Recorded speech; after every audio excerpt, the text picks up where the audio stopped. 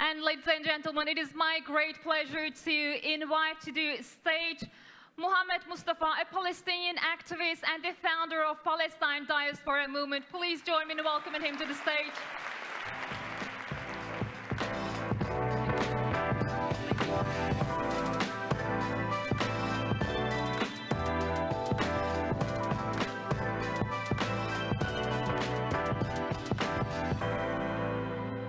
It is my pleasure to invite one of my distinguished speakers, Omar Offendum, a Syrian-American rapper and poet.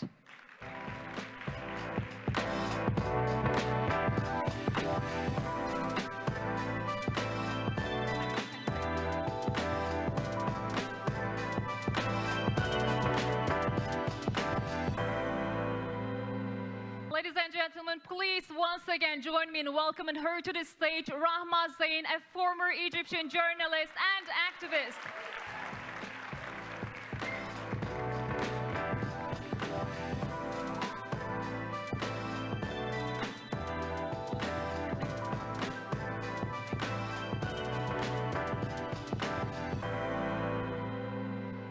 Last but not least, ladies and gentlemen, it is my pleasure to invite Sarah Ega, an actor, writer, and the founder of Arab Film Club.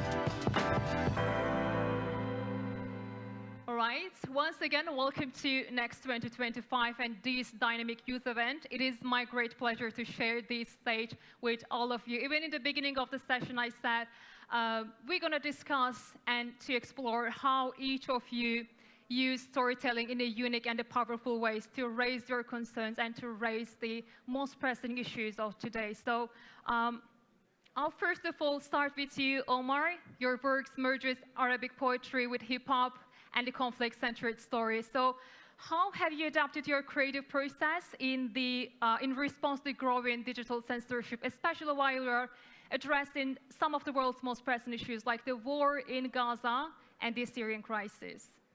That's an excellent question. Thank you so much. Can we take... Check. Okay. Yes, okay. That's an excellent question. Thank you so much for asking it. And what an honor it is to be on this panel with all of these incredible people. I want to start off just by saying that, long ago, I came to the conclusion that my mission as an artist and as a creative was a spiritual one. It's not a political message. There are cultural aspects to it. There are political aspects to it, of course. But really, at the end of the day, I consider the creative spirit to be something sacred.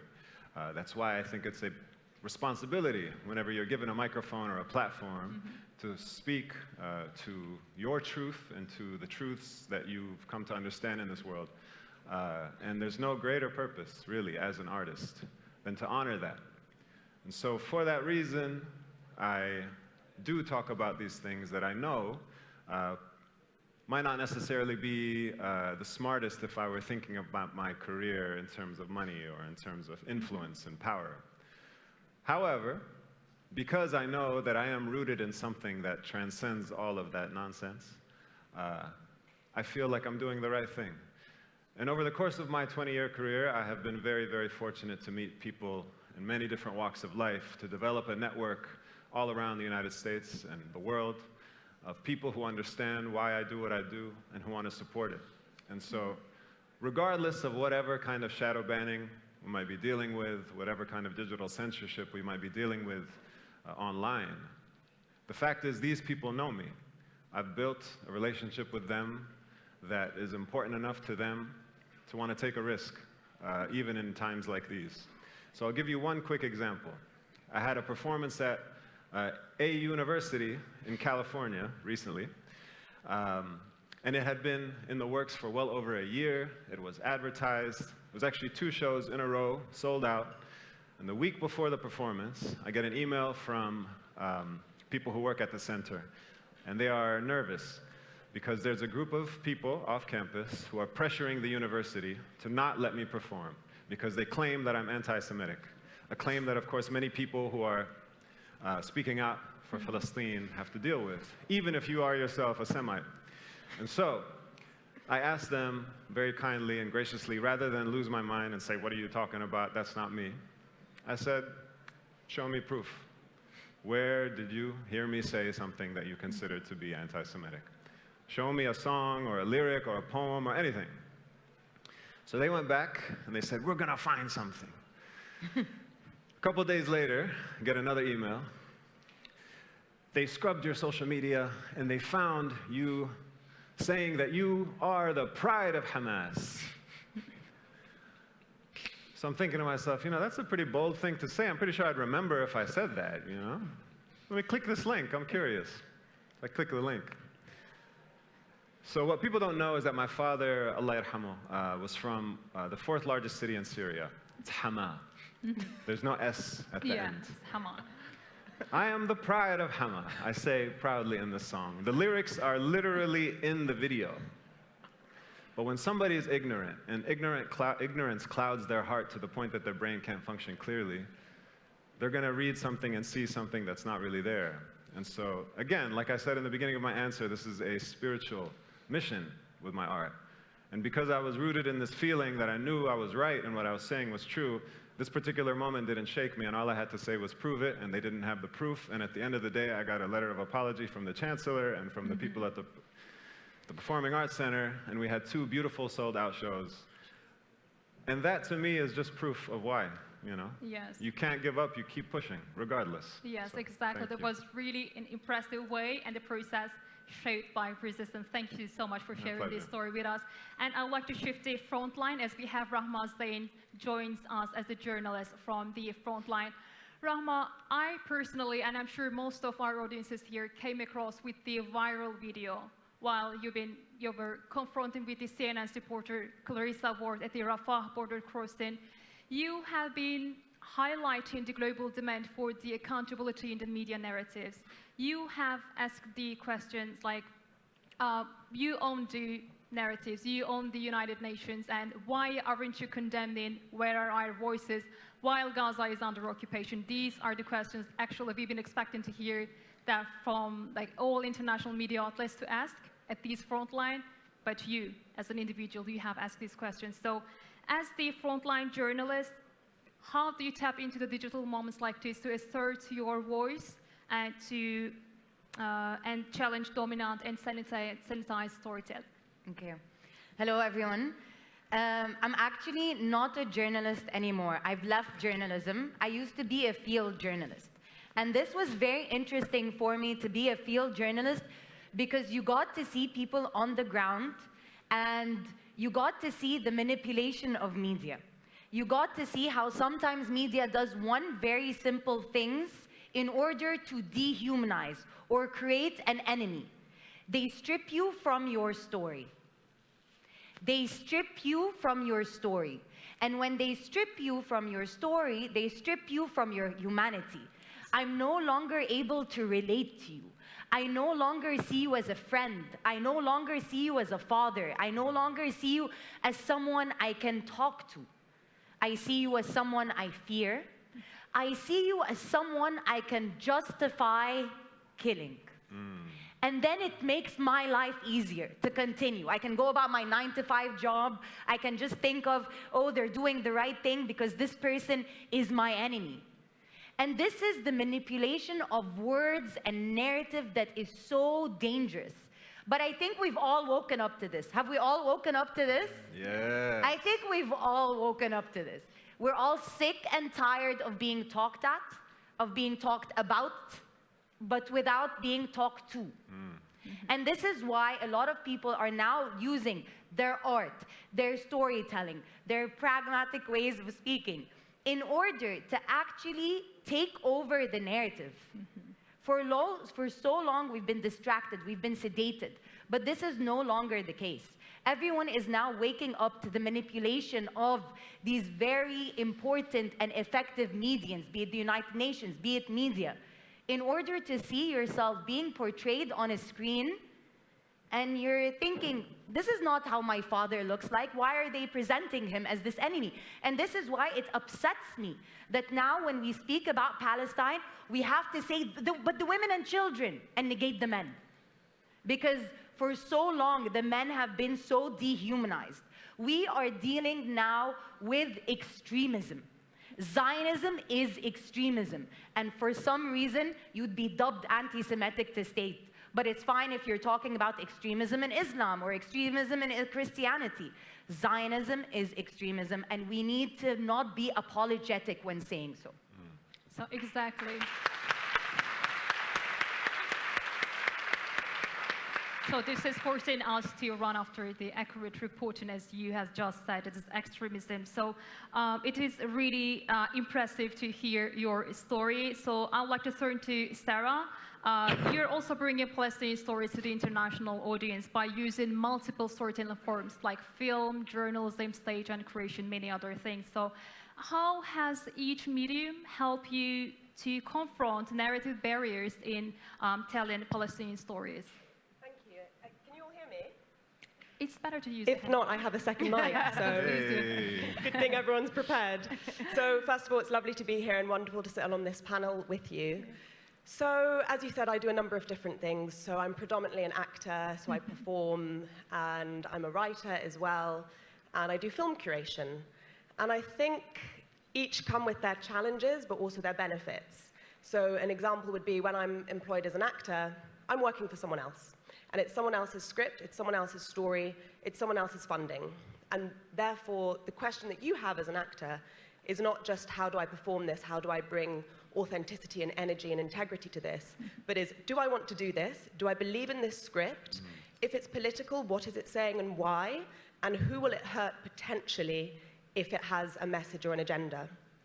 So you kind of have to weigh up every single opportunity that comes through your door, because you have a responsibility, especially when you're from a minority background, because if you make a mistake and you hurt people who you are meant to represent, it's hard to come back from that. And, you know, it's really hard to make these choices, especially when, you know, all of us here, I imagine, you know, we have ambitions and we want to be successful and we want to do things, but what's the price? You know, what's the price? And I think there's a price on everything. So sometimes things are worth a compromise, and sometimes they're not, especially if it's something that you don't believe in and you think it's harmful or dangerous, it's not worth doing. So this is the first thing when it comes to acting. There's a lot to navigate through in terms of being part of someone else's story. If it's Shakespeare, fantastic. Nothing to worry about, it's a privilege. But this is also why I turned to writing, because I felt then as a writer, you have a little bit more agency. You can tell your own stories rather than being a puppet in someone else's. And, you know, I am a performer, but I studied theology and Middle Eastern studies. So I've always had this interest in journalism, in writing, particularly how art and culture and heritage can be used to tell stories from our region. So that's something that I've blended in my work. So when I do my writing work, it's mostly on Palestinian film, Palestinian storytelling, the relevance of this. You know, the sad thing as a Palestinian, because we are occupied, very often the story is about the occupation, the injustice, the apartheid regime, the settler colonialism. This is all absolutely vital. It should always be front and center. However, what's sad is sometimes in the midst of all that, we forget about the beauty of the culture, the heritage. I mean, Palestine has a long history of civil society. It's not something that was imported recently. And I found this through the Arab Film Club, which I founded to uncover this and learn together as a community, an Arab community in London. You know, the first film in the Arab world was shot in Palestine in 1948.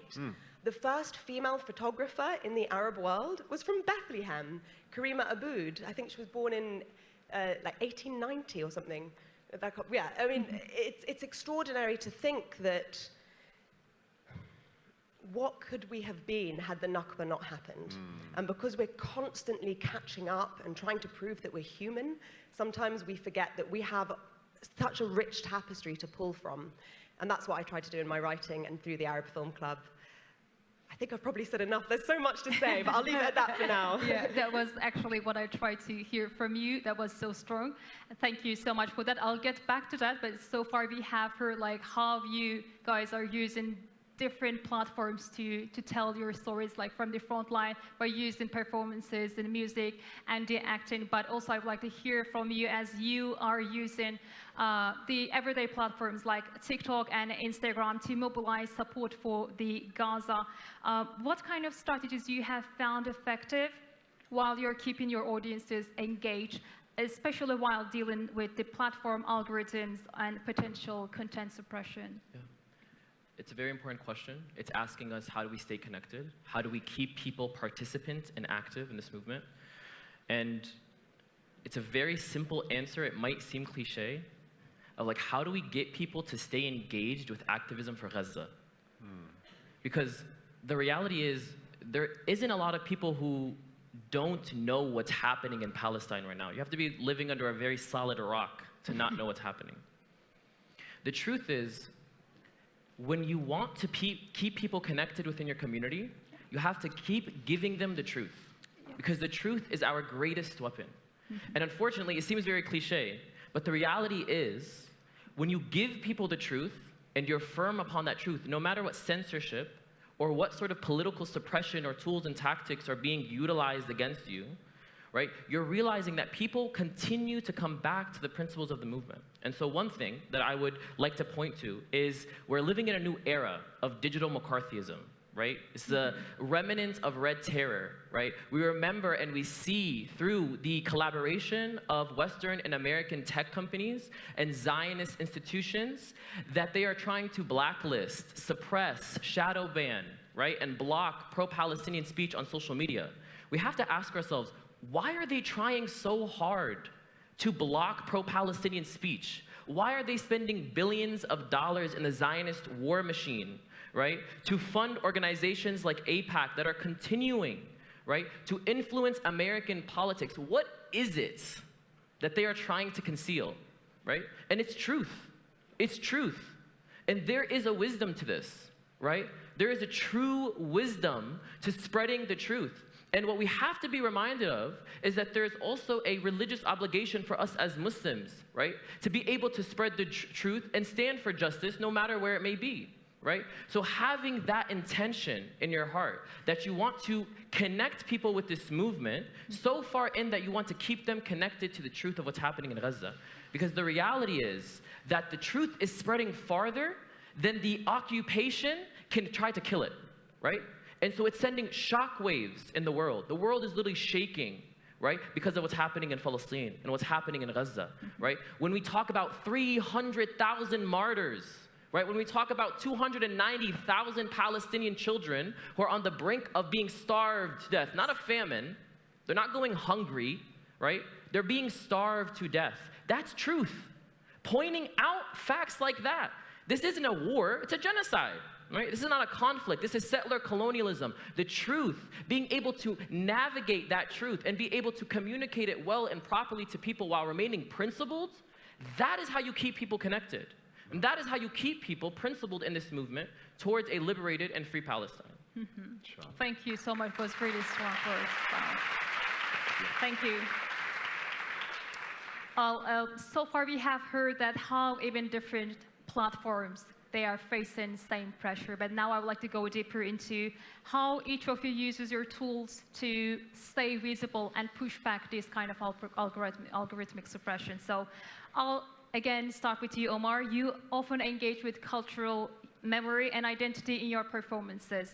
How can art forms like spoken word or hip hop serve as a tool of resistance against algorithmic suppression? Well, AI isn't listening to hearts the way that Allah is. Stethoscope to Mother Earth, can you hear what the trouble is? Life aquatic microplastics caught inside the womb, more than vandals in Egyptian tombs or cameras in our children's rooms. Qiyamah, doomsday, or an era that consumes. Pray I'm wrong, aman, aman, aman. These type of thoughts consume. But even if this were the end, my seeds I'd still be planting, harvesting and chanting, harnessing this language like nobody on the planet can. A cactus fruit of happenstance, poetically proportioned, every syllable exact that lands according to a master plan. A crafty man I am from Sham. I am. Yeah, man, I am.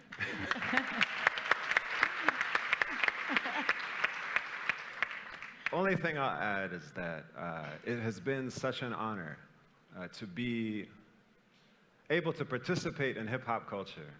This is an art form that is firmly rooted in the African-American traditions that connect the people who were enslaved and disconnected from their glorious past in West Africa back to that incredibly rich tradition. And so for me, being Syrian and growing up in the United States and seeing that mainstream media did not have any kind of representation that really made me feel important, that I mattered, I found that in hip-hop.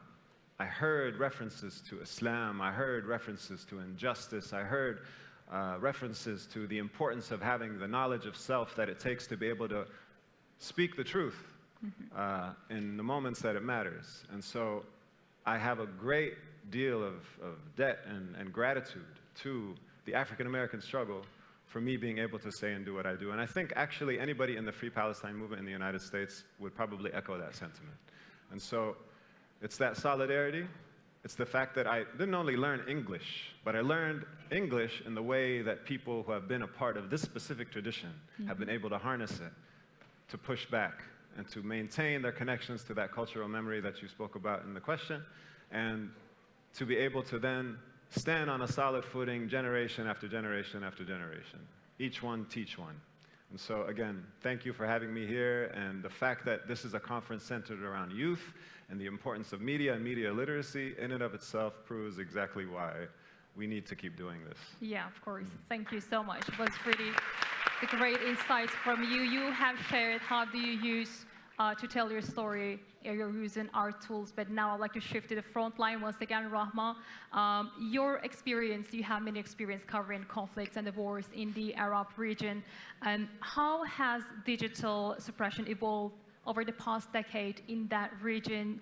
And what kind of tactics or strategies do you use to ensure that accurate reporting there? Firstly, thank you for adding Egyptian and that. That was thank know. you, Habibi.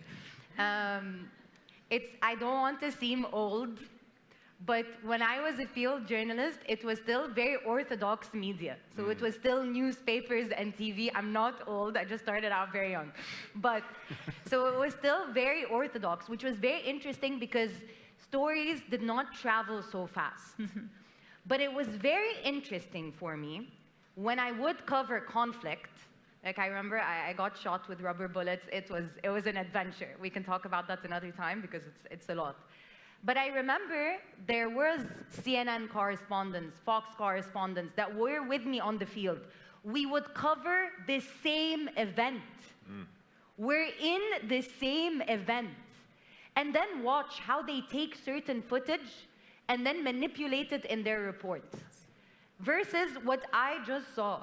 So it was then that I woke up to the fact that media manipulation is a thing. And at one point, you stop being a journalist and you start being a propagandist. And you need to be aware of that. And that's why you need to be an active participant in society. Don't wait for the thought leaders to tell you how to think, or the politicians, or the media. You need to be that active participant who takes control. And the thing is, it's important for the institution to make you feel like you can't be an active participant, that you're going to be given the information, that you're going to be given this change. But at one point, you need to wake up and see that you have to be decisive in how you live tomorrow. Because I've said this before, if they can do this to a child because the word Palestinian is before child, they will do this to all our children. And this is why, at some point, you have that responsibility. Don't wait for some influencer on social media to tell you how to think or what's trending. Take control of that. And that's by knowing that you can start. The best way to do something is simply to start, to begin, to hold on to your purpose and to continue moving forward.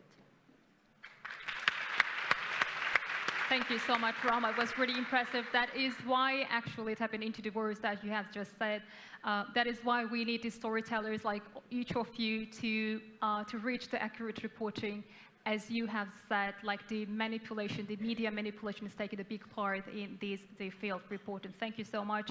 And now I would like to go back to you, Sarah. You have also gained recognition while telling Palestinian stories to the British and international audiences.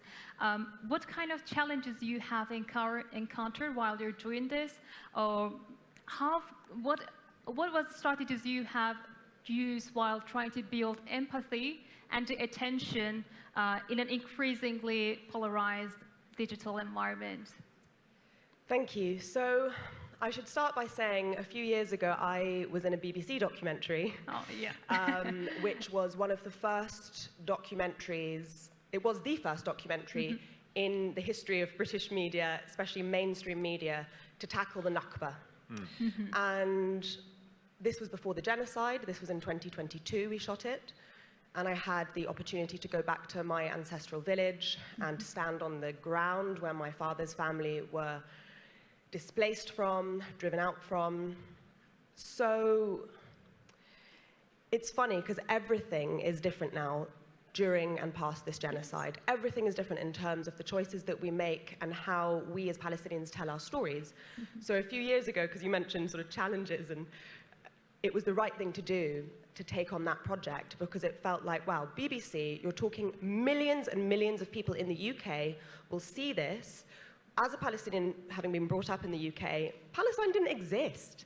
Honestly, it's staggering the amount of times people would question your very existence. There was such little awareness about Palestinian history, identity, and most certainly about the Nakba. If they knew anything about Palestine, it was, oh gosh, oh, it's something sectarian, is it a war? Oh, it's very confusing. And none of the conversation regarding what was happening on the ground now was ever rooted back to 1948. So this was a really rare opportunity to tell the British public what happened to us in 1948 alongside two other British Palestinians. One was a victim of the Deir Yassin massacre, her family was, and she had family members who were survivors. The other was a Palestinian Christian from Jaffa who had all her orange trees uprooted and all the orange groves stolen. But working with a massive mainstream broadcaster like this was extremely, extremely challenging and extremely exhausting. And we had to fight and fight and fight for every word. And I'm not exaggerating when I say words. What word to use? We would have our very strong opinions about what word was appropriate and truthful and honest. And you had to negotiate that. Yes. And that was exhausting. And that felt like the right thing to do in 2022. And now, during a genocide, because we may have had a ceasefire, but everything has, you know, the bombardments have started again. So during a genocide, I don't think Palestinians should be compromising on language anymore. And I think it's been very heartening to see so many articulate, charismatic, extraordinary Palestinians on the ground and also in the diaspora around the world speak up about what's happening to them and being listened to for potentially the first time in history, I think, or at least in my lived experience. So now many Palestinians are choosing to reject mainstream broadcasters. And of course it's difficult if you're a British citizen like myself. You can't boycott something like a mainstream broadcaster, you pay for it. It's not commercial, it's not a private company. I pay for the BBC. British citizens pay for it. So we need to hold it accountable and try and fight against the disinformation and dehumanization, but it's exhausting and not everyone can do that. And if you are Palestinian and you have family who are on the ground suffering, or just, you know, I mean, so it's collective grief, you know, even if all your family were removed from the land, we still feel it. That burden maybe is not for us. And so I decided to do a podcast on Palestinian cinema, and I then, for the first time ever, could say what I wanted. And that was very liberating. And again, talking about price, you know, sometimes you might reach a bigger audience, but you have to compromise on language, and that's challenging. And now many of us don't want to compromise. So through the podcast, I could say whatever I wanted, but then it's much harder to get that platform, to get that audience, you know. And that's something I'm still learning. Probably can learn from these guys who are much better on social media than I am. Absolutely not. I hate social media. Excuse me, 1 million followers. I don't know what I'm doing. So I think there are always challenges, Yes. and I think everyone, based on their personality and based on their strengths and their skill set, can use what they have to keep occupying these spaces in various different ways. And the most important thing is just reject hopelessness. Yes. And to just keep going no matter what in the face of all adversities. Yeah. Thank you so much, Sarah. I really appreciate your work. And despite these words like empathy or attention, despite it seems so familiar and so simple, but it's not as always so easy to earn for someone if they're not sharing the common ground or common thing. Thank you so much for sharing this. And I'd like to get back to you, Mohammed. Your content blends humor, personal narrative, and activism while telling the Palestinian stories. How do you craft messages, both engaging and informative, while you're also covering some such sensitive topics like war in Gaza? I appreciate that you find my videos funny. Thank you. Like one of the rare, no, alhamdulillah. Mohammed, they are. They are? Thank you. I appreciate it. We'll do a review after. We'll have raise of hands. To be honest, there was a moment that I had right after October 7th where I realized that I could not bring myself to actually pick up my camera and record a funny video. There's like this saying in like Arabic, like said nifsi kind of. Oh. Like I've lost my appetite for it, really. And I realized in that moment that that just wasn't my purpose right now. That Allah subhanahu wa ta'ala will steer you and direct you in a very specific direction where He knows that you will be used best, right? And so what I realized is at that moment, my purpose was different, right? And I had to rely on a deep reflection of what are my strengths? What am I good at? That took a long time. I had to realize, what am I good at, right? And then using that reflection to feed into understanding my purpose. How do I use what I'm good at for the sake of Gaza? How do I use my strengths to serve this cause, to serve the people? How do I use what I know and what I'm able to do to be selfless in this movement for liberation, for this movement for freedom and self-determination of the Palestinian people? And so the question is like, yes, Palestinians in Gaza still laugh. Yes, some of them are even celebrating their own weddings. They're getting married under literally rubble, on top of the destruction of their homes. But it's not to entertain, it's to humanize. And like Rahma was saying, humanizing, right? This struggle, humanizing Palestinians is so deeply significant, right? Because there's two ends of the spectrum, right? You have one side that tells you, the Zionist occupation that drills in you that Palestinians are subhuman, right? And they use this propaganda to justify the settler colonial violence against the indigenous Palestinian people. And on the other side of the spectrum, you have people that will tell you that Palestinians are superhuman, superheroes, right? They don't feel pain, they're look at them, they just keep going. But our faith teaches us that somewhere in the balance is the reality, that Palestinians are just like you and me. And it becomes all too real when we think, that could be my mother, my father, my brother, my sister, myself, my son, my daughter, my nephew, my niece, and so on and so forth. You're tight, your chest kind of gets really tight. You kind of start to really think, like, wait a minute, these are real people.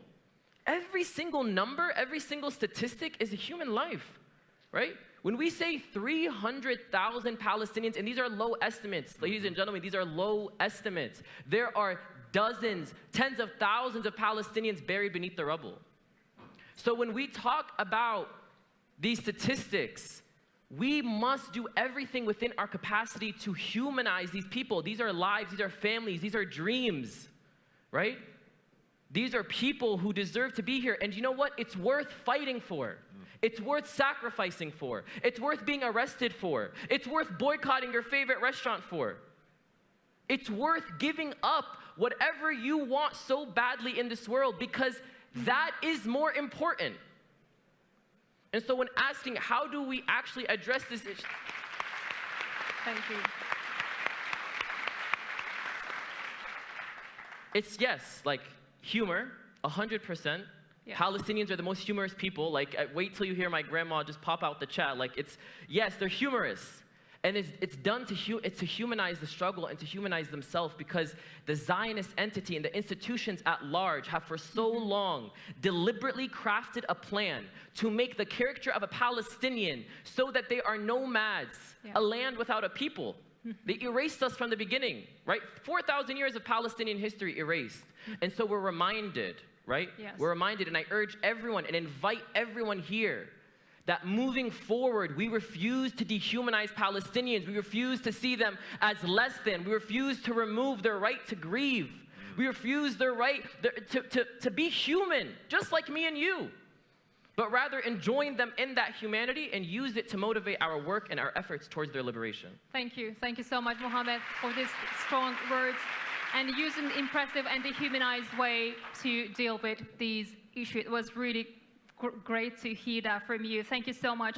So far, we have heard that how you all navigated platforms, but I would like to hear more and speak more about the spaces and the communities that you are building to carry these stories further. So in this round, I would like to get some quick and short answers since we are running out of the time. Sorry for that, but Omar, I'll again start with you. Your project, Little Syria, it is most of the time explores the forgotten or overlooked narratives. In today's strictly controlled digital space, what kind of strategies do you use to make sure that these nuanced human stories reach and resonate with global audiences? That's an excellent question. And you know, I've been doing this for a very long time. Unlike the colleagues of mine on this stage, I'm well into my 40s, and I have been rapping about Palestine and speaking about Palestine since my teenage years. So I believe I was grandfathered into this shadow banning for a very long time. And I don't know the extent to which things like the Canary Mission website have affected my career. I'm sure they have. But again, this is a spiritual mission. Allah is the best of planners. Those kinds of opportunities were not meant for me, and so I don't cry about them. I don't sweat them. It does not matter. What matters is what's in front of me, and that is my family, my friends, my community. And so I worry that if you're the kind of person who's starting to spend more of your life looking at the screen instead of the people around you, you might start to fear that you don't have community, that you don't have a solid footing to land on when things get shaky. And so I want to remind the young people in this room, especially the ones who are holding up their phones and filming this now instead of just listening to me, that this is being recorded, so you don't have to do that, number one. And number two, do not forget how important the human connections we have with each other are. That is the only thing that's going to sustain us as a species. That's the only thing that's going to sustain our causes that matter to us. Now, again, as a hip-hop artist, this is something I know very well. I spent the entirety of my career sitting in spaces like this, making sure we are all feeling a connection together. So when we walk out of the room, there's the undeniable humanity that binds each and every one of us. The Little Syria project is a perfect example of that, because what I've done is taking this very little-known story about the migration of Syrian and Lebanese and Palestinian people to the United States as early as the 1870s, if not earlier, and shown time and again, dozens of times all across the United States, filling a room one after the other, that this is in fact our history, and this is something that we can take with pride. The third highest selling poet in human history, Gibran Khalil Gibran, was part of that wave of immigrants who came to the United States. And so why would I not be proud? Why would I not want to share this with the world? And I know for a fact that when I'm able to do it in person, that's going to leave a much stronger, lasting impression on a person's heart than anything they'll see on a screen. Thank you. Thank you so much, Omar. So far, we have just discussed about the roles of storytellers here in the field, but I think we should also discuss about what is the role of audiences and what we can do personally. So I'd like to ask you, Rahma, from your perspective, what do you think that what kind of responsibilities do media consumers should have in resistant digital manipulation, and how can journalists actually can empower them to recognize and challenge these kind of biased narratives? So I'm going to sound a little bit selfish, but what helps me to keep going is that I don't think of the other.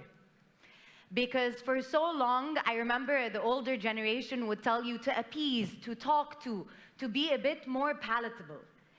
But if I start to think that, I will start to think of things that constrict me.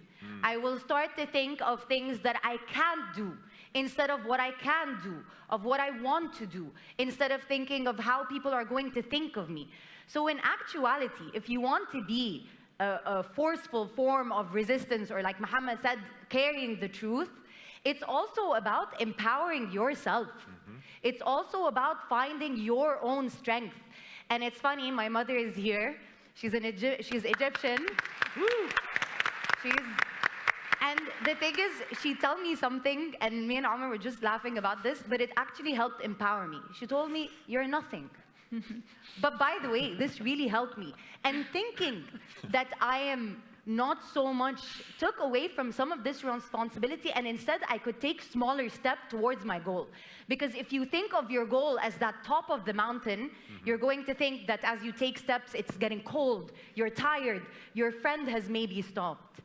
But if you just think of the smaller steps in front of you, you think of how to keep going. And something that is very important to note, that it is Palestine, not just Gaza. And what's happening in Palestine has exposed the truth to all of us, that we're all on the same boat. And if you're scared to rock the boat, let me tell you, that boat is sinking, so it's too late for that. So now is the time to not just speak up, but also look within your own strengths and see what you can do, not what they tell you that you cannot do. Thank you. Thank you, Rahma. As we're running out of the time, I'd like to get back to you, Sarah. And this round, as I said before, will be our wrap-up since we're running out of time. So I'll finally get your remarks on the, you have founded the Arab Film Club as a response to underrepresentation of Arab community and the gap between the Western-based, like, the films that use Arab identity like differently. So what does platform like these offer in a media landscape where mainstream visibility often comes at the expense of the narrative control? Well, what I would say, and I was talking sort of on what Omar was saying about community spaces, with the Arab Film Club, and I know this session is mostly on digital conversations, Yes. but what's wonderful about the Arab Film Club is that it's physical and it's in person. We started off as a digital platform because it grew out of lockdown. It grew out of an Arab play reading club because a group of us as actors were saying we're so fed up of playing Syrian refugees. Not that it's not a vitally important story and narrative, but often it was written by the wrong person for the wrong reason, and we were tired of it. So the first play we read was Returning to Haifa by Ghassan Kanafani, and it grew and grew online, but then once lockdown ended, it morphed into this physical space where people who are feeling disenfranchised or lonely or confused could come together and celebrate a film from the Arab world together. And I think, you know, and we would do films from Yemen, Saudi Arabia, the Golan Heights, so Syria, Egypt. I mean, we really went over Libya. The list is endless when it comes to Arab states and the different types of films coming out of those states. But more recently, obviously, we've been watching a lot more Palestinian films. And what I'd like to say is that I think people sometimes patronize Palestinian cinema because they unknowingly say, oh, that's pretty good for something that's come out of an occupation, you know? Yes. And then actually, the more you dig and the more you watch, you will find that Palestinian cinema is actually quite exceptional. And it's exceptional because Palestinians really have something to say. And of course, it's very sad that the urgency of the storytelling comes out of being persecuted. But there is a real mission and an urgency to tell these stories, these really complex, layered, beautiful human stories. So for me, I'm kind of more interested actually in spaces like this where we can come together and meet and connect. And so you don't feel as lonely and disenfranchised. And I just want to say one tiny thing. I'll keep it so quick because it was just somewhat... Please go ahead. Yeah, you were saying about comedy and humor. And this is something that I think as Palestinians, we'll have to learn how to tell stories and retell stories now since the genocide. And, you know, I worked on a play last year that was about the genocide in Gaza. And there are so many unanswered questions about how this is unprecedented. Of course, there's been many horrific wars and genocides on Gaza, but this is unprecedented. This is like mass extermination on a mass industrial scale. It's something that we've never seen before. How do we use humor, or how do we use tools that are popular and engaging and effective in storytelling? How do we use those when representing a genocide in a way that is respectful and important and meaningful and not exploitative? And these are some of the really big questions that I think we'll be asking ourselves in community spaces and online for years and years and years to come. But at least I'm heartened a lot of stories are going to come out of this period, and we will not stop telling them. Okay, thank you. Thank you so much, Sarah. And unfortunately, we have just stepped into the last minute of our session. I'm sure we have still so much things to say about the storytelling, the power of storytelling. But last, I would like to get back to hear your take, Mohammed. How you have also founded a platform that might be considered as a game changer, since you are raising trying to mobilize support for the Gaza. As a founder of Palestine Diaspora Movement, how do you tap into digital storytelling to build community and foster solidarity among Palestinian supporters and allies worldwide? Can you also share your final remarks, since this is the final question of our session? Last minute, let's go. So the Palestine Diaspora Movement, or Harakat al-Falastiniyin al-Muhajireen, is a grassroots movement that aims at collaborating the diaspora, no matter where they may be, with pro-Palestinian allies in an effort to work towards principled and faith-based advocacy for Palestine, while fighting the influences of Zionism wherever it may be, right? It's a liberation struggle, and we are fully involved in educating and advocating our communities, mobilizing them, right? But one thing that I noticed that these incredible panelist speakers as well are sharing is, you know, when Palestinians tell a story, they're not just sharing a regular story with you. You are witnessing a live testimony from a witness that has undergone a war crime. When Palestinians are talking to you about the Nakba, they're not sharing a childhood story or a memory. They're sharing a testimony. These are testimonies that will be recorded in the international courts of the world, right?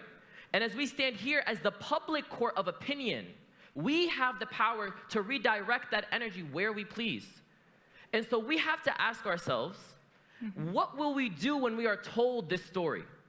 What action we will take when Palestinians for so long have been telling us that they are living under a Zionist settler colony that has continued to fragment Palestinian population, that has continued to crush their leadership, that has continued to set up apartheid, checkpoints, displacement, home demolitions from Gaza to the West Bank to the 48 lands. What will we do when we are actually witnessing their testimony, right? Because the truth is, they will either be witnesses for us or witnesses against us.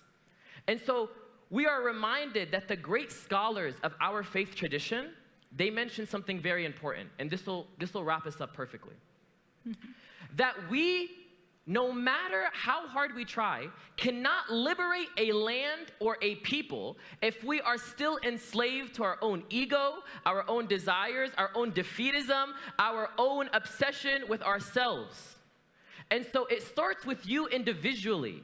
What you can do to connect yourself with the one who created you. And ask yourself that through your own strengths, what can you do to help the people of Palestine? And ask yourself, when you post or you act or you protest, whose pleasure are you seeking? Whose attention do you want? Is it the people around you at the protest? Or is it Allah subhanahu wa ta'ala? Because a movement built on ego will collapse. But a movement rooted in faith will last much longer than any of us here. And so free yourself first before you can free Palestine. And remember that the people of Gaza, just as you are watching them, they are watching you. Thank you so much, Mohammed. I think all these kinders deserve a big round of applause. Please keep applause, and I would like to thank my four distinguished speakers and the strong words. Ladies and gentlemen, Mohammed Mustafa, Omar Efendim, Rahma Zain, and Sarah Aga. Thank you all so much for being with us and sharing your insights, these beautiful remarks. Ladies and gentlemen, we have unfortunately come to an end to this session that we have discussed the power of storytelling, but still we have so much to say right after the lunch break. Now we are going for a 1-hour lunch break. After the break, we'll continue to discuss world's most pressing issues with our distinguished speakers here at this stage. Hope to see you again after the break.